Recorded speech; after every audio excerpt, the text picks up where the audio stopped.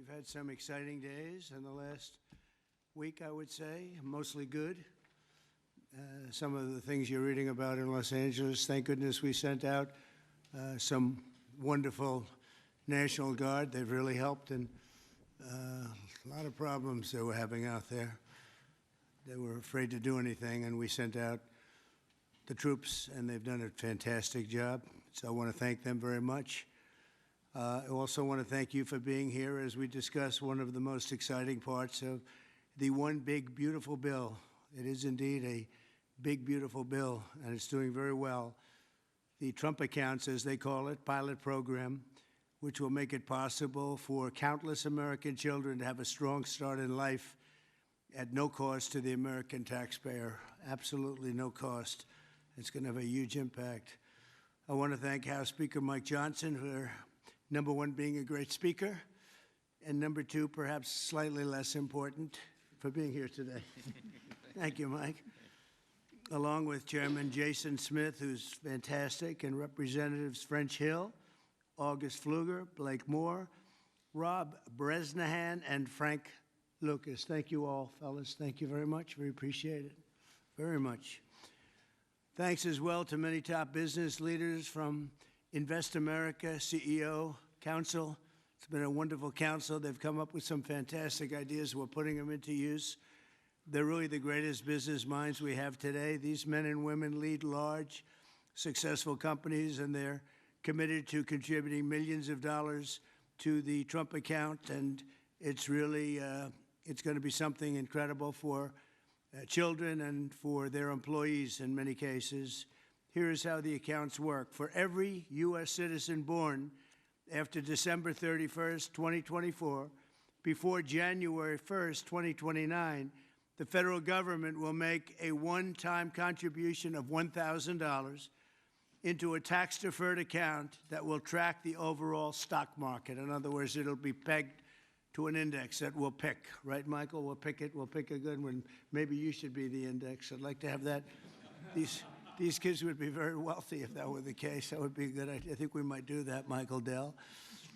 These accounts will be private property controlled by the child's guardians, and in many cases, those guardians will be the parents. We think probably the parents will be the guardians. They'll be open for additional private contributions each year from family, friends, parents, employers, churches, private foundations, and more. This is a pro-family initiative that will help millions of Americans harness the strength of our economy to lift up the next generation, and they'll really be getting a big jump on life, especially if we get a little bit lucky with some of the numbers and the economies into the future. In addition to the substantial financial benefits of investing early in life, extensive research shows that children with savings accounts are more likely to graduate high school and college, buy a home, start a business, and are less likely to be incarcerated. Trump accounts will contribute to the lifelong success of millions of newborn babies. They are fully, and this will be very interesting, I think, for everybody to hear, they are fully funded through targeted reforms in the One Big Beautiful Bill, like the $1.7 trillion in mandatory savings, welfare reforms to stop waste and fraud, a 3.5% remittance tax, and more. And it's just a part of that. The One Big Beautiful Bill is among the most important pieces of legislation in our country's history. I don't think there's ever been anything bigger, and I think it's going to go down as certainly one of the most important things we'll ever have done. In addition to the largest tax cuts in the history of our country, including the most powerful border security measures ever, it delivers major economic relief to the American workers' families, and there are so many things. Rebuilding our military, we built it just 8 years ago. We started and did a great job, but now we have to rebuild it again, plus technology change. All of a sudden, it's about drone. You know, we have a new form of warfare. It's drone warfare. So a lot of things change. We did a great job with the military, but now we're going to have to do some little tweaks, to put it mildly. And we'll be doing that, and we have it all nicely funded. I look forward to signing this into law. It's really something that we're having such an opportunity. And I have to say, he's here with us. He's a person that I've admired for a long time. You take a look at what he's done and followed his record, and it's Dell chairman, Michael Dell. He's done such an incredible job. It's, as a business person, I study business people, and that's a perfect one to study.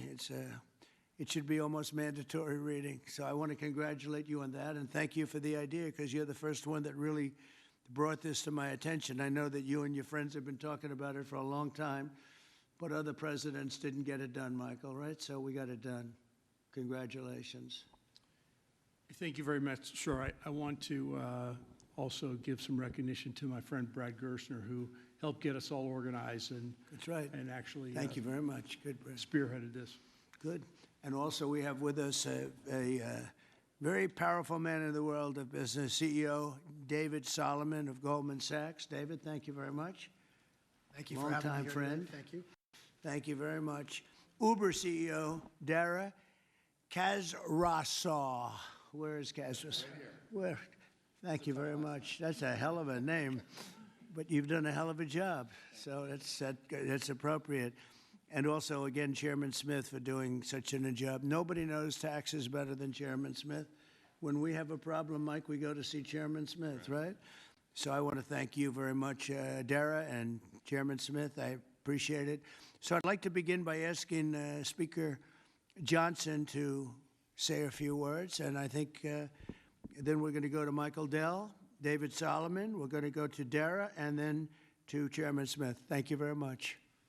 Mr. President, thank you so much for your bold, visionary leadership. It is the key to all of this great success that we are achieving. And the One Big Beautiful Bill, it is not an overstatement to say it will be one of the most consequential pieces of legislation in the history of Congress. There's a lot in here. And by extension, or I would say it is an extension of the figure who I believe will be the most consequential president of the modern era, if not all American history, and that's the gentleman sitting to my left. So I want to thank you for that. Thank you very much. That's a beautiful statement. Huh? Well, I like him too. Thank you. It's a statement of objective fact, and every working American understands, I think, the principle behind this concept that we're discussing today. If you have a 401k, you understand the power of investing early for the future. Trump accounts take that same principle, and they apply it from the very beginning of Americans' lives. It's a pretty simple concept. The families that opt in will receive a one-time payment of $1,000 to a Trump account that parents can contribute to. It's a bold, transformative policy that gives every eligible American child a financial head start from day one. Republicans are proud to be the party, we always have been, that supports life and families and prosperity and opportunity. And Trump accounts are all about setting up the next generation for success. For future Americans, this early investment could really be the game changer. It could be a difference. It could pave the way for paying their way through college or buying their first home or starting a business, even when they're young. So even $1,000 at birth will put these Americans in a better position than over half of American adults who sadly have no retirement savings at all. So this would be a remedy to that great problem. And it will encourage the free market. It will encourage investment and understanding of capitalism. All these things that we want to foster among the American people so that the economy and individual lives can flourish. Of course, none of this happens unless we pass our One Big Beautiful Bill through Congress. And we have at stake the largest tax increase in American history if we fail to deliver. And we will not have this rocket fuel to the U.S. economy, and that's why this is so very important. Passing this pro-growth legislation will help every single American. From Trump accounts, this is one of the components of it, to eliminating taxes on tips and overtime, to reducing red tape on Main Street. And the One Big Beautiful Bill is going to drive prosperity. It's going to create jobs across the country. It will make all boats rise. Wages will go up. Job participation levels will go up. We'll have more opportunity, more economic opportunity for more people. So you can climb up that ladder to the next step. The typical family with 2 children is going to see their take-home pay increase by up to $13,300 a year. That's real money to real people. This legislation is geared for hardworking Americans, and it is going to help everybody. And we are excited to deliver it. It can't happen soon enough. We are very close now to that finish line. After about 14 months worth of work that's gone into this, we're excited that we're almost there. Mr. President, thanks again for your leadership, to all the great leaders around this table for all that they invest to our economy and our country and its government. and I will, as we say in the House, I'll yield back. Thank you very much, Mike. I appreciate it. And again, for a great job. Thank you very much. Michael, please. Thank you so much, Mr. President. I believe this is an incredible moment for all of us here today, and it's wonderful to be with some of the leaders of the most successful companies in the world as we come together to invest in the future of our country. We see the Invest America Act and the establishment of these Trump accounts as a simple yet powerful way to transform lives. Decades of research have shown that giving children a financial head start profoundly impacts their long-term success. With these accounts, children will be much more likely to graduate from college, to start a business, to buy a home, and achieve lifelong financial stability.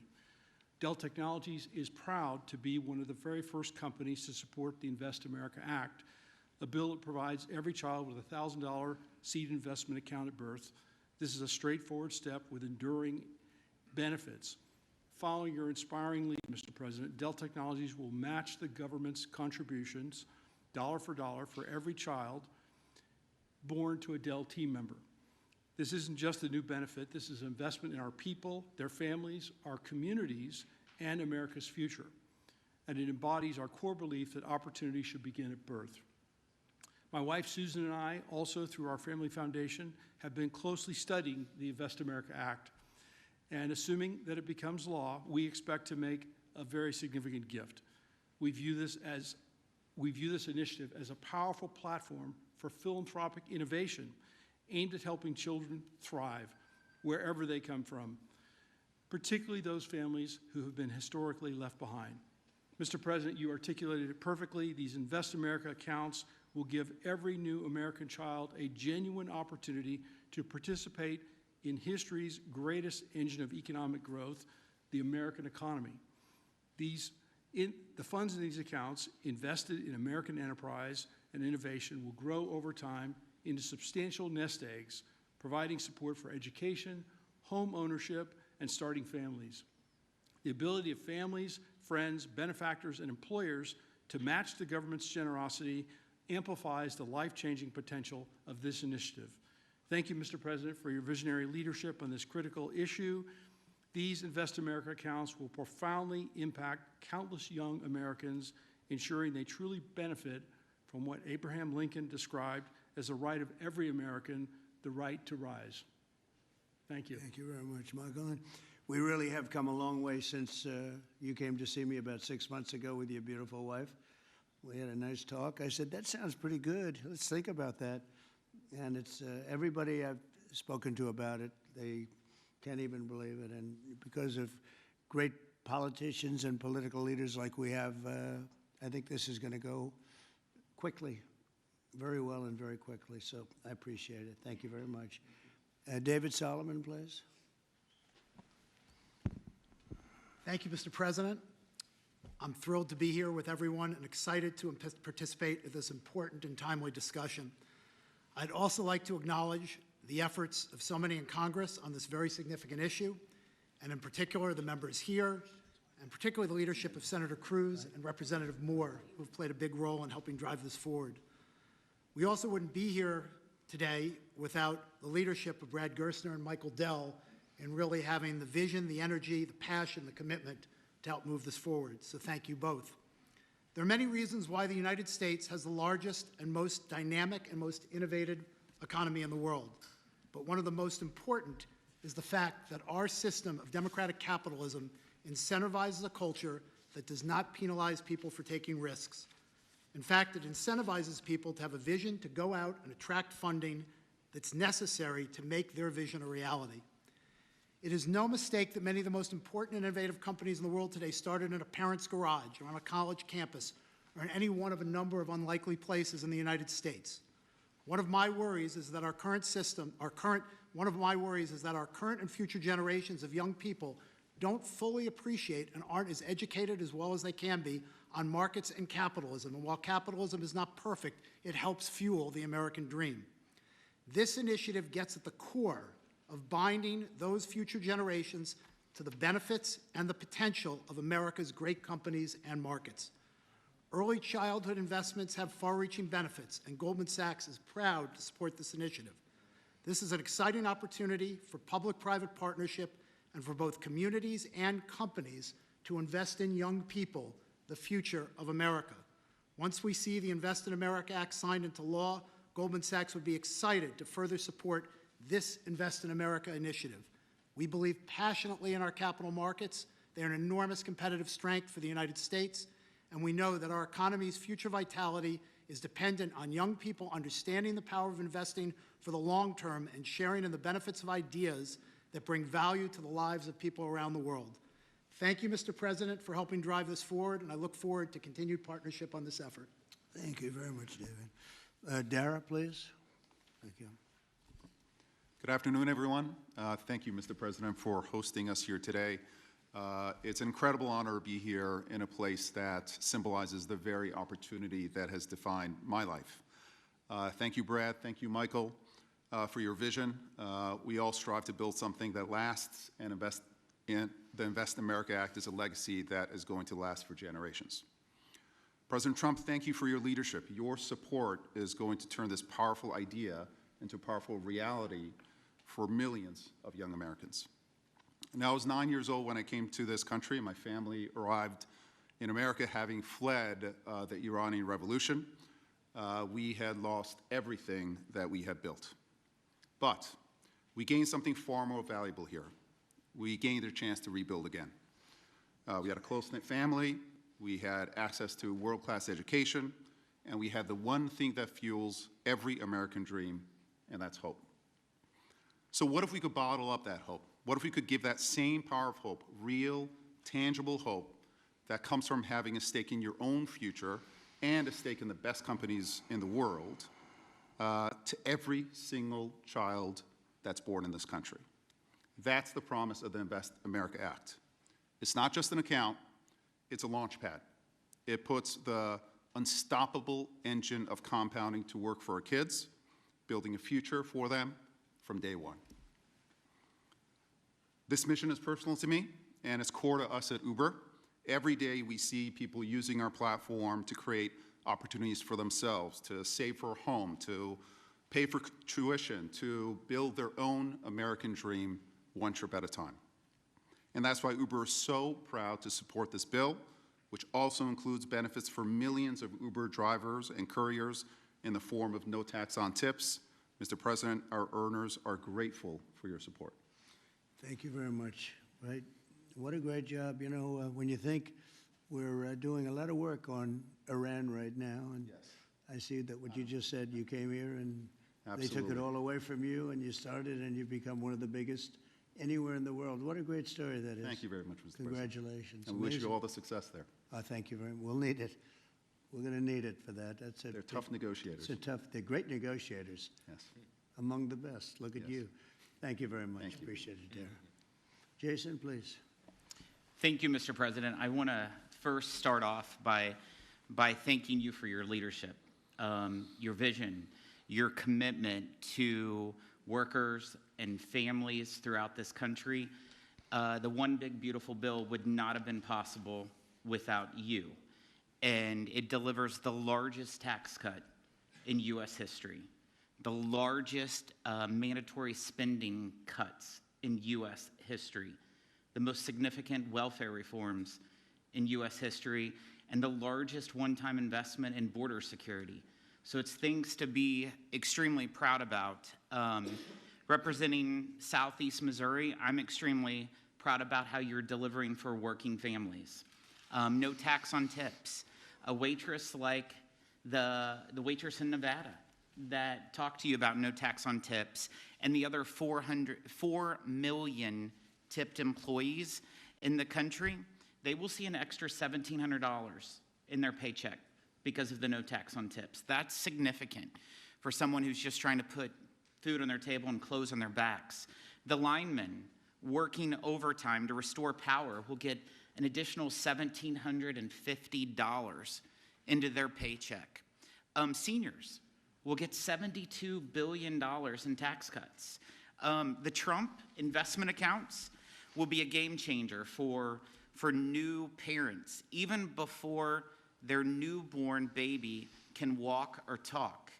Their child will have money saved to one day learn a trade, start a business, or to buy a home. Every child born under this policy will have a better shot at a future. It does not matter if they live on a city block or on a county road. This will make a significant difference to their lives, and it's because of your leadership, Mr. President, and we say thank you. Well, thank you very much, Jason, and hopefully we're going to get that through, and we have a certain date picked out, an ideal date. If it takes a little longer, that's okay, but ideally we're going to get by a certain date. And again, I think it's one of the most important pieces of legislation we've ever had before us and that the country's ever had. I'd like to ask, if I might, Brad Gerstner, one of the most successful people in our country. I'm a friend of Michael very much, and Michael has great respect. And if you don't mind, Brad, I'd like to say a few words, please. Thank you. Well, first, it's a great honor and privilege to be here. We wouldn't be here without your leadership. And for me personally, to be here with my son, Lincoln Gerstner, happens to be named after the gentleman over your right shoulder. Where's Lincoln? Well, he's good looking. He's much better looking than you. What happened? You know, hey, we all want our kids to be better than ourselves. But it was around our small kitchen table that this idea was really born. I started off like Jason Smith in a small rural town in Indiana. My dad had lost everything in 1978 trying to start an auto parts company, and the Japanese were tearing apart our auto industry. We had double-digit interest rates and inflation. Our family mortgaged the house to keep the company going and ultimately lost everything. So I know a little something about starting with nothing. And I know what it felt like that first time you had a little skin in the game, where you thought you had a shot. You went from nothing to something. And like Dara said, that is the great story of America. The promise that there's mobility, the promise we can move up that ladder. But today, we've moved to a society of dependency, right? I saw somebody answer the White House's tweet on this today by saying the answer to socialism is more capitalism. This is more capitalism. Yeah. This is aligning every child in America with the upside of free markets and the benefits, and that is your Main Street agenda, Mr. President. No tax on tips, that doesn't help rich folks. That helps the people who feel left out and left behind. No tax on overtime, no tax or deduction on Social Security, and the Trump accounts, right, that everybody in this room are here and we've been working so hard on, but would never come to fruition without your leadership. Those will change the game forever. It makes America an ownership society again, because all of those kids will see the benefit of compounding. If you start with $1,000 and $750 is added a year by parents, grandparents, by churches, by the companies in this room who will all contribute to the accounts of the kids of their employees, by the great philanthropists in America. I think $750 is a low estimate per year. I think so. But if you do that, by age 18, Mr. President, these are worth $50,000.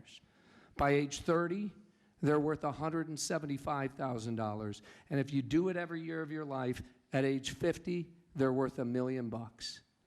You are giving the shot for every American to feel like they're in the game again, part of America with that economic mobility, that dream that led Michael Dell to start Dell Computer in his dorm room, Dara to feel like he had a shot after coming here from Iran, and a couple poor kids from Missouri and Indiana to make it to where we are today. So thank you for your leadership.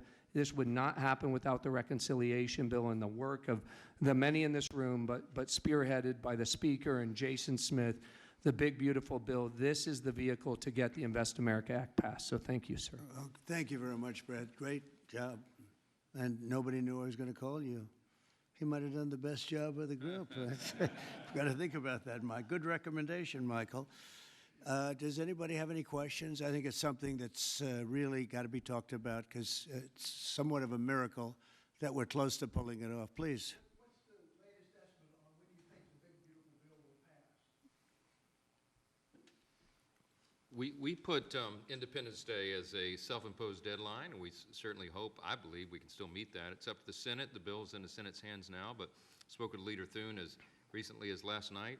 He's feeling very optimistic. You see the Senate going through the same deliberations we went through in the House, except we had 14 months to do it. They've got a truncated time period to get that done, but as you all know, I've encouraged my dear friends and colleagues over there, don't modify it too much, because we've got a very delicate balance that we reached, and it took us a long time to get there, and we don't want to upset that balance too much. So they're putting their fingerprints on it. I hope it'll be a light touch, and they'll send it back, and we'll get this thing done and get to the President's desk. And really, we have tremendous spirit. I've never seen anything like it. There's just an unbelievable, we'll always have a couple of people. I don't want to use the word grandstanders. I'd never use such a word, but you'll always have that a little bit. But maybe you won't even have that. Who knows? There's tremendous spirit for this bill. I think like we haven't seen very much, Jason, right? We haven't seen too much. So I think it's going to go pretty quickly. Prime Minister Netanyahu, you just mentioned Iran. Did you discuss Iran? Very Did you well. discuss We discussed a lot of the things. Gaza war? Yeah, we discussed a lot of things, and it went very well, very smooth. We'll see what happens. You know, we're trying to do something with a country we just spoke about, Iran. I think you should negotiate this. You might be better. I think I'm going to send you today. What a good idea. This could have been the idea of the day. We'll have Dara get up and negotiate. They are good negotiators, but they're tough. Sometimes they can be too tough. That's the problem. So we're trying to make a deal so that there's no destruction and death. And we've told them that, and I've told them that, and I hope that's the way it works out. But it might not work out that way. We'll soon find out. Yeah, please. In 2020, when you were talking about unrest in American cities, you said, quote, "We have to go by the laws. We can't call in the National Guard unless we're requested by a governor." What changed now? Why is this situation different to not consult with Governor Newsom about this? Well, the biggest change from that statement is we have an incompetent governor. So I talked about governors, but I didn't talk about he's an incompetent governor. Look at the job he's doing in California. He's destroying one of our great states. And if I didn't get involved, if we didn't bring the Guard in, and we would bring more in if we needed it, because we have to make sure there's going to be law and order. You had a disaster happening. And they now admit it was a disaster. I watched the chief yesterday, who's a good man, by the way, and he said, "Wow, we're lucky we did this because they were overwhelmed. You saw what was happening." So we did the right thing. Everybody agrees to that. But you have a governor who let the city burn down, didn't want water to be sent down to him. I sent billions of gallons of water. I wanted to do it in the first term. He wouldn't do it over. I don't know, they have environmental reasons, but there were no environmental reasons. I think it's just a political philosophy. But it's lucky for the people in Los Angeles and in California that we did what we did. We got it just in time. It's still simmering a little bit, but not very much. Yeah, please. Have you gotten... A crime has he committed? I think his primary crime is running for governor because he's done such a bad job. What he's done to that state is like what Biden did to this country. And that's pretty bad. It's the wrong philosophy. Thousands, hundreds of thousands of illegal immigrants, many of them prisoners. They're taking up your health care. They're taking up your space in schools. They're taking up your hospital. And in many cases, they're criminals. And we have to do something about it, and we're doing something about it. I want to thank the incredible patriots of ICE and Tom Holman, who has been incredible, and Kristi Noem, likewise incredible. The job they're doing, and it's like an unforced error. There was no reason for this. 21 million people were allowed into our country, and many of those people were criminals, and it's a shame. It's a shame, but we're getting them out, and I will say, I think it's a 95-5 issue, just like so many other issues, 95-5. And the Democrats lost an election in a landslide because they're on the wrong side of the issues. I mean, it's not even conceivable that somebody would do the kind of things that he did. And then, you talk about projects. They want to build a train going from San Francisco to L.A., and it's costing hundreds of billions of dollars more than they thought it was going to cost. It's not even believable. To Brad and to people sitting here, would you believe that a train it was going to cost X dollars, and it might be 100 times X. Would have paid for this for about 50 million American children. You're right. You're 50 right. million American children instead of a 3-mile train track that never got built. We could have put Lincoln in charge with no experience. He would have done a good job. I guarantee you that.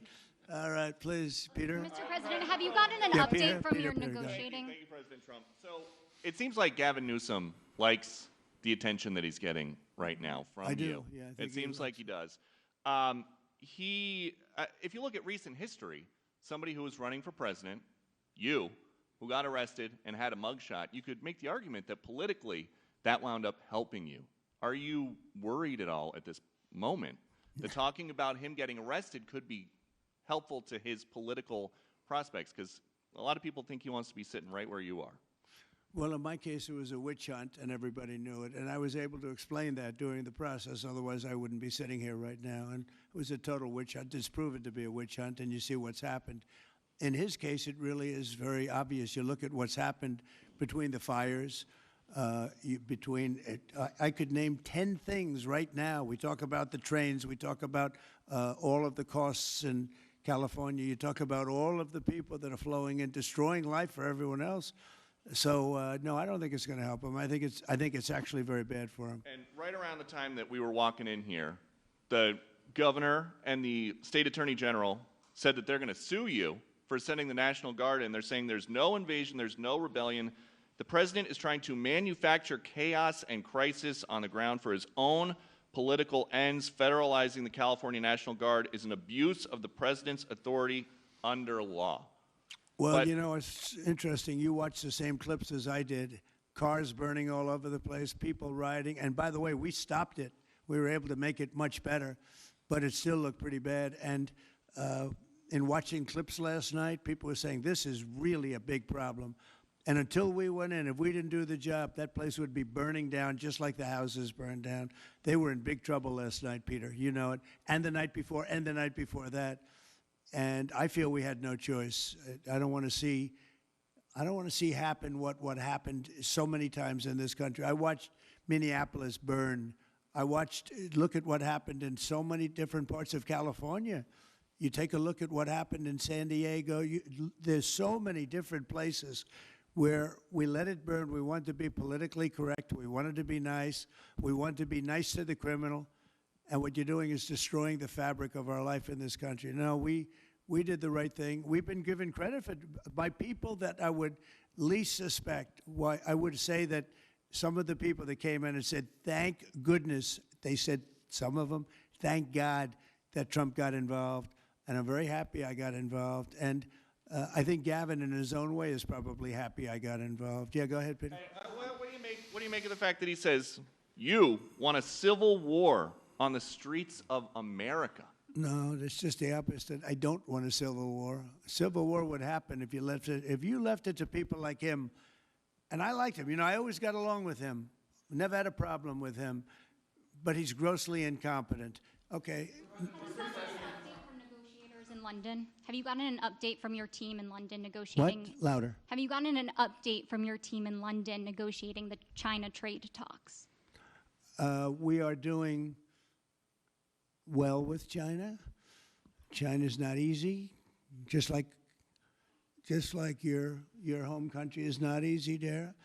I think we're doing very well. They're over there now. I'm only getting good reports. It's a little early, but they'll be calling in soon. In fact, probably when I get back, I'll have my first call from them. We want to open up China. And if we don't open up China, maybe we won't do anything, but we want to open up China. It'll be a great thing for China, a great thing for the rest of the world. Are you willing to lift export controls when it comes to China? Did you give your negotiators any sort of limitations? We're going to see. Look, China has been ripping off the United States for many years. Nobody charged them 10 cents. No president had the courage to charge China for whatever reason. They didn't want to do it. I took in hundreds of billions of dollars. I put on tariffs on China when I got in first term. And we took in hundreds of billions of dollars. And then I did it again, but I did it for a lot of others. If you look at the stats, the deficit last month was cut in half.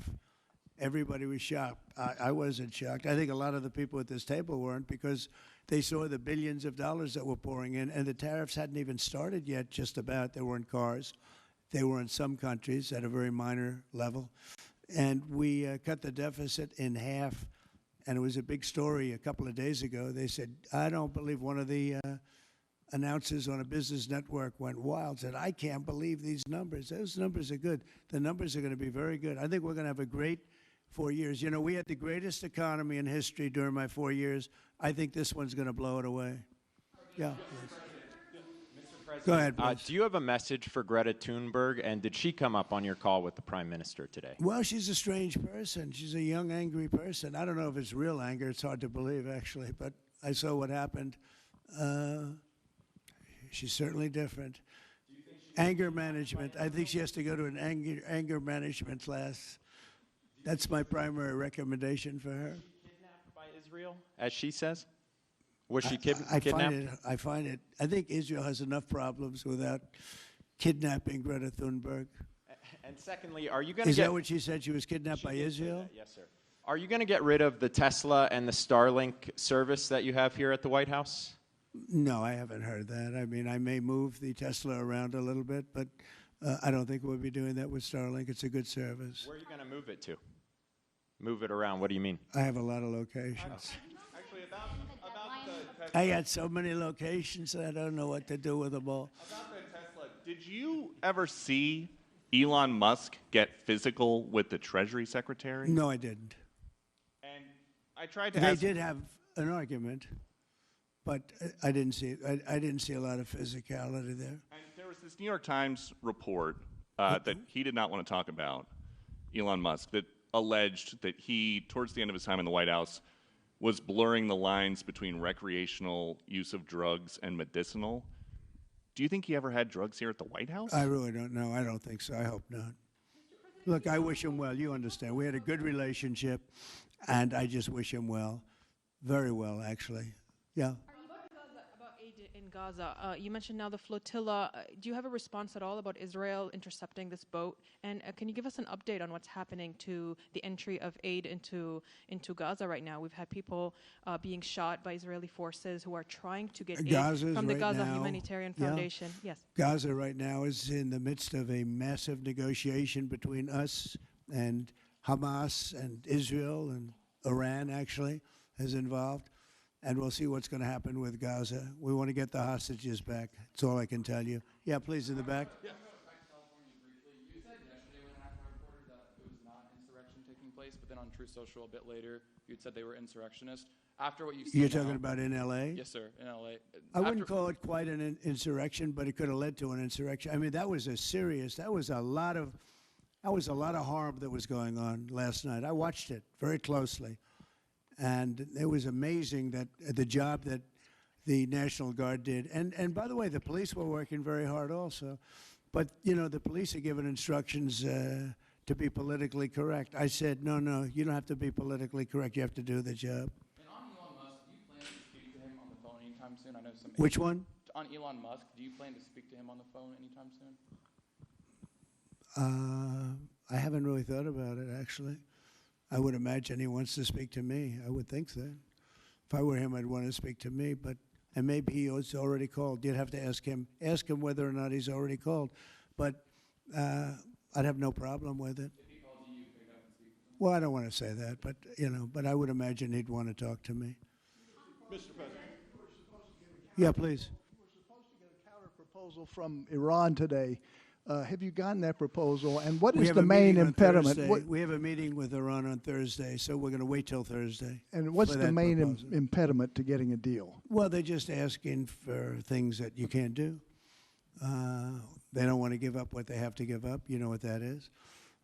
They seek enrichment. We can't have enrichment. We want just the opposite. And so far, they're not there. I hate to say that, because the alternative is a very, very dire one. But they're not there. They have given us their thoughts on the deal, and I said, it's just not acceptable. I would say, yeah. I don't know what else. I can talk about the weather. Well, you can talk about Lebanon. Pretty much, that's the main topic, yeah. Mr. President. We talked about Lebanon also, yeah, we did. Well, Lebanon's working very hard. They have a great new ambassador that I put there, a man I know very well. He's very smart. I didn't even know he was Lebanese, and I said, why would you want Lebanon? He said, I was born there. I love it. I love the people. I said, you know, it's very dangerous going to Lebanon. There are some ambassadorships that are wonderful. There are some that are dangerous. I said, Michel, his name is. It's a he, Michel, very elegant man. And I said, why would you want this? And he said, because I love my country and I love those people. I said, it's very dangerous. He goes, I don't care. This is not a man that lived on danger. He's a very successful man from here. And he wanted to be the ambassador despite probably a very dangerous situation he's going into. You see what's going on. But I had great respect for that. He loves that country. He loves it. He was born there. He loves the country. Yeah. Mr. President, you've got a big, beautiful parade coming up on Saturday. We do. What's your biggest expectations for that? And I've got a second question in regards to Gavin Newsom. Go ahead and talk about the big, beautiful parade. It's such a, thank you, Brian. It's such a, I think, important moment for this country. You know, 2 weeks ago I was calling people and back and forth with leaders, including President Putin, including French president, including lots of different people. And all of them said, we're celebrating victory in World War II. And I said, wow, isn't that amazing? We're the only one that wasn't celebrating, and we're the one that won the war. Now, Russia did help. They did lose 51 million people, in all fairness. People would say, oh, he's sticking up for Russia. No, they lost 51 million people. And, you know, can't forget that. But France was celebrating. And, as you know, Hitler made a speech at the Eiffel Tower. But when I spoke to President Macron, he said, oh, we are celebrating the great victory of World War II. And I think that's great that he was doing it. But we're the one that won it, and we weren't celebrating. I said to myself, you know, isn't that crazy? And I think it's time for us to celebrate a little bit. You know, we've had a lot of victories. We won 2 world wars, and then we go out and change the name of the forts where we won the wars. You go out, we win world wars from Fort Robert E. Lee, from Fort Bragg, from all the different forts. And what do? We change the name of the forts because we want to be politically correct. So a lot of them were changing back. You probably noticed Fort Bragg and others. But I think it's a time to celebrate our military. You know, we've rebuilt our military largely.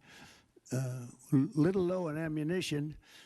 That's because it goes out very fast to other countries, one in particular.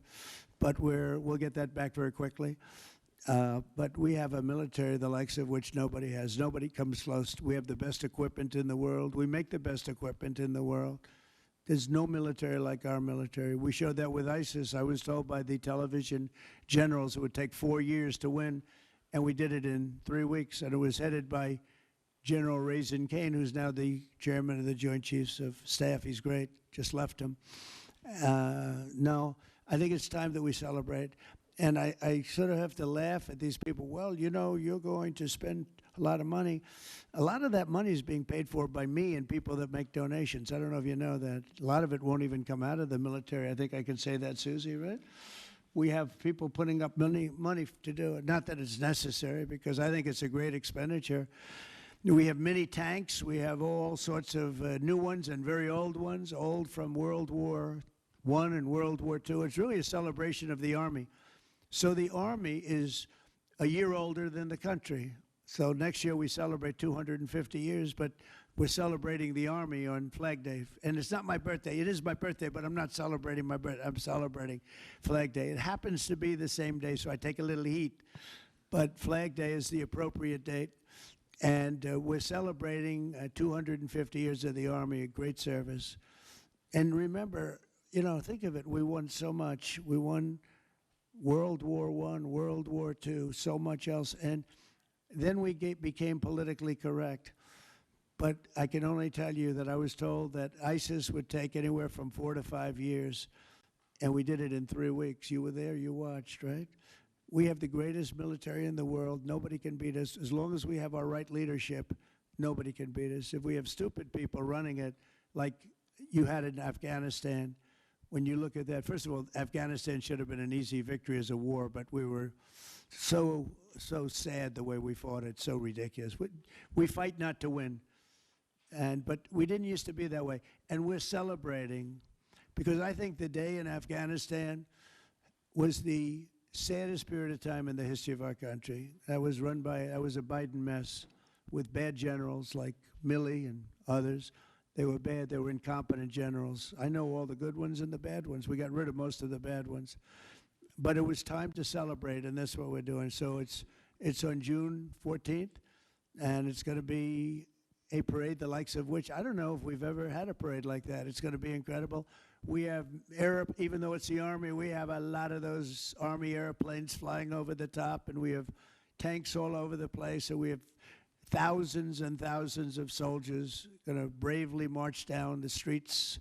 It's going to be a beautiful day, I think, and we're going to celebrate our country. You spoke of leadership, and real quickly, speaking of Gavin Newsom, is he the right leader for California, considering how massive their economy is and all these U.S. investments coming in? Is he the right governor and leader for the future of California and for U.S. investments? I don't think he is. I mean, I think he's done a terrible job. And, you know, he's a guy, I always got along with him. You look at his past statements about me. I was a great president. I always took care of California, you know, all that. But I'm just talking on results. You look, you know, he has the advantage of beautiful weather, maybe the best weather of any state when you think about it. Beautiful weather, beautiful ocean, beautiful everything. You have all the advantages, and he didn't take advantage of that. And he's let people come in by the millions who are overrunning your hospitals, your education system, and your police. Your police are being overrun. Look at what's happened. He should only be happy I sent in the military, because if I didn't send them in, you would have had a problem there, the likes of which we haven't seen in a long time. Yeah, please. Thank you, Brian, very much. On supersonic flight. Supersonic Yes, flight. sir. I know you just signed an executive order on it. Do you want to see a supersonic Air Force One in the next 10 years or so? Oh, well, I don't care too much about that, but I would like to see, you know, if you think about it, flight, the word flight's an interesting word, but it's probably the only category where we've actually gone backwards, because we used to have the Concorde, and we could fly to London, Brad, very quickly and nicely. And today it takes you 2 times and 3 times as long. It's the only thing where we've regressed. By the way, the Concorde, to my way of thinking, to this day, Michael, because you're very much into aesthetics, I know, but to this day was one of the most beautiful pieces of art I've ever seen. It was a piece of art, the beauty of the Concorde. It was the most beautiful plane, but it was you know, got you there in half the time. Now you spend a lot of time, and there's no reason for it. Because, you know, they have the sonic boom. It's not a huge problem, but they have the sonic boom thing pretty well figured out. The technology changes, the change in the skin, the change in weight, all of the other things. There's no reason why we shouldn't do great. So we are making it possible for them to do supersonic and get us back on the track. I mean, think of it, 30 years ago, we actually had planes that flew much faster than we do now. It took you half the time to get to a location. So we've regressed, and we're going to progress. Eh? Right. Sort of an amazing thing, isn't it, though? We've gone backwards. On Wall Street, they haven't done that. If Goldman Sachs was like that, you wouldn't have Goldman Sachs anymore. Yeah, please. Are you going to deploy Marines in California? We'll see what happens. I mean, I think we have it very well under control. I think it would have been a very bad situation. It was heading in the wrong direction. It's now heading in the right direction. And we hope to have the support of Gavin, because Gavin's the big beneficiary as we straighten out his problems. I mean, his state is a mess. And I'd like to get somebody involved in the rail, because, look, personally, it should have never been built, because you can fly there for $2, and what are you doing? They're doing that. You could drive, you could do lots of different things. You know, if they did a study, if you gave every passenger the finest limousine service in the history of our world, the most expensive chauffeur-driven, white-glove limousine service back and forth, we would have saved billions of dollars as opposed to building this monstrosity that's going up. And I've never seen anything. You know, I've seen cost overruns. I'm a I'm a person, I've always done well on cost overruns. I don't have them. But I will tell you, I have never seen cost overruns. You see them where they're 20% more, 50%, 100% more. These are thousands of percent. Nobody even knows. They have no idea. And it was supposed to be from San Francisco to Los Angeles. Well, they just made it way outside of Los Angeles, where it's stopping in the middle of, I don't want to say nowhere, because I happen to like one of those little cities very much, but it's way short of the destination. And our government is saying, you know, why are we involved in this thing? It's been handled so badly. Before him, but he really blew it. So, you know, all right, one more question. Speak to any of the discussions that were had there and the purpose of that retreat, your time at Camp David. On a what? Your time at Camp David, can you speak to what discussions were had there and the purpose of that retreat? Well, I don't want to speak to discussions. I mean, I told you what we were there for a little bit. We had discussions on many topics. We had a group of people, large group of people, including generals and admirals and lots of others. And all I can say is our country's in great shape. We're in great shape economically. The bill that Mike and Jason and all the people are working on is going to be, I think, amazing. I think it's going to be one of the most important pieces of legislation we've ever had in this country. It's going to do things that you wouldn't believe. We're going to, you know, I have a very simple phrase. We ran an election on very simple words: make America great again. That's what we're doing. We're making it great. We're making it safe. We're making it beautiful. And we're making it very wealthy again. You know, wealth is okay. You need wealth to take care of lots of other people. We have to make our country better. It has to heal from 4 years of abuse. Our country was abused badly by a very incompetent person and a group of people that weren't incompetent, but they were radical left lunatics. And they ran the country with an auto pen. And I hope that law enforcement's looking at that very seriously. That's like a takeover of our country in a certain way, because this guy had no idea what he was doing. You saw that during the debate. You saw that in other cases. I mean, he had no idea. I saw it years ago. By the way, 40 years ago, he had no. He was bad 40 years ago. We're not just talking about. And they always like to say age, but it's not age. I know people 88, 89, 92. Bernie Marcus, who just passed away, was 95. I spoke to him a year before. He was 100%. It's not age. It's something else. But whatever it is, you can't have that in this country. The damage he's done to this country is unbelievable. But the good news is we've got much of it fixed already, and the rest of it will happen. Thank you all very much. Thank you.